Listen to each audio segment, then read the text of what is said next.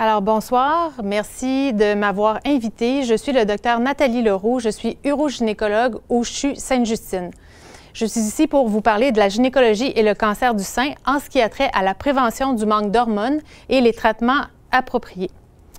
Avant de débuter, j'aimerais déclarer mon conflit d'intérêts. Je suis propriétaire chez Sensolia et nous sommes un propriétaire d'un laser Mona Lisa Touch. Les objectifs de la présentation, suite à cette présentation, vous serez en mesure de reconnaître les signes et symptômes de l'atrophie génito-urinaire, de connaître les différentes modalités thérapeutiques, ainsi que de connaître les nouvelles technologies. Qu'est-ce que le syndrome génito-urinaire de la ménopause? En fait, c'est la nouvelle appellation pour tout ce qui a trait au manque d'estrogène au niveau du vagin. Donc, c'est un spectre complet de symptômes. On parle d'atrophie vaginale. Qu'est-ce que ça veut dire? C'est que le manque d'hormones au niveau du vagin va se refléter chez la femme par de la sécheresse vaginale. On peut ressentir du prurite, c'est-à-dire que ça peut piquer. On peut sentir que c'est sec, on peut sentir une irritation, voire également des écoulements vaginaux. De la dyspareunie, c'est-à-dire de la douleur lors des relations sexuelles. Et ça peut même aller jusqu'à des saignements légers suite aux relations sexuelles. On a également des problèmes au niveau des voies urinaires inférieures, c'est-à-dire qu'on peut avoir des infections urinaires qui sont récurrentes, des symptômes affectant les voies urinaires inférieures comme de l'urgence, c'est-à-dire j'ai envie d'aller à la toilette et c'est très urgent. Parfois, je ne me rends pas à temps également et j'ai des incontinences par urgence. Et en bout de ligne, on peut avoir un dysfonctionnement sexuel parce que, avec les douleurs, ces douleurs vont entraîner un trouble de désir et de l'excitation sexuelle.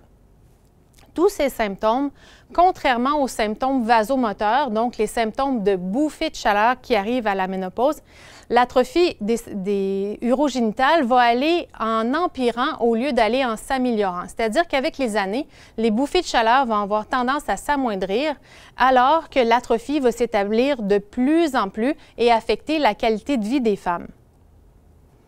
Cet état d'hypoestrogénisme arrive avec la ménopause naturelle ou peut bien arriver également avec des médicaments que vous allez recevoir dans le traitement pour abaisser le niveau d'estrogène dans les traitements de cancer du sein.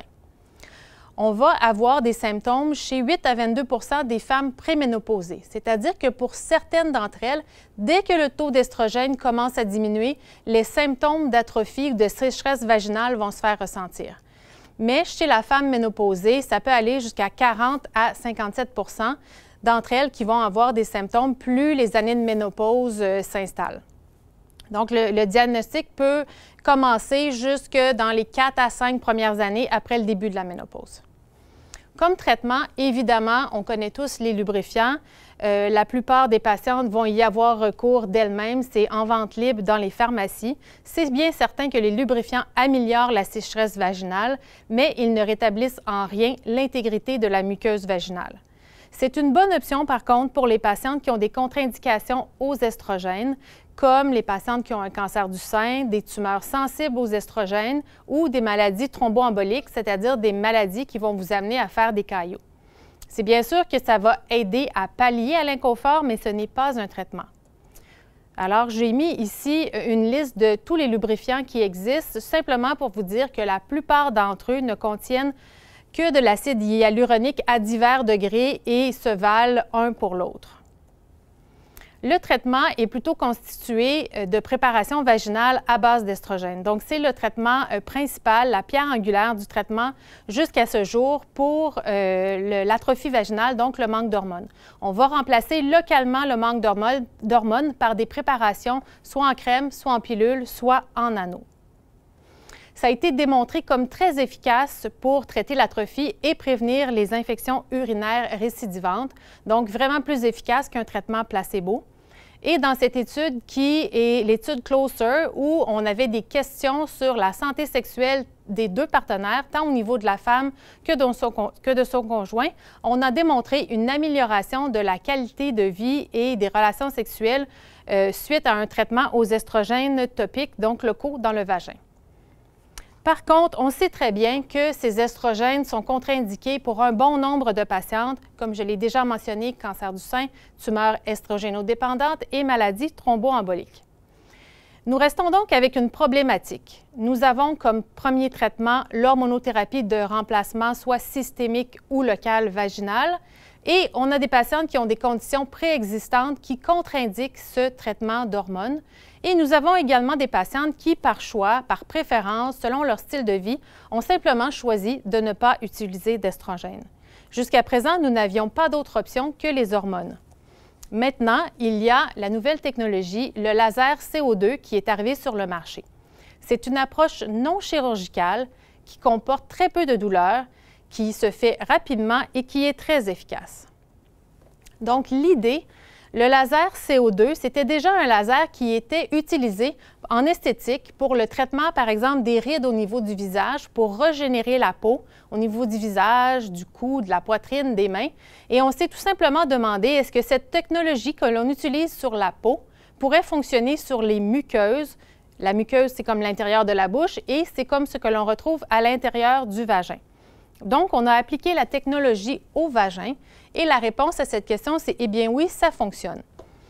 La diapositive que je vous présente maintenant, c'est une biopsie de la muqueuse vaginale, donc de la paroi du vagin. Et moi, c'est ce qui m'a vraiment accroché et qui m'a fait embarquer avec ce traitement de laser CO2.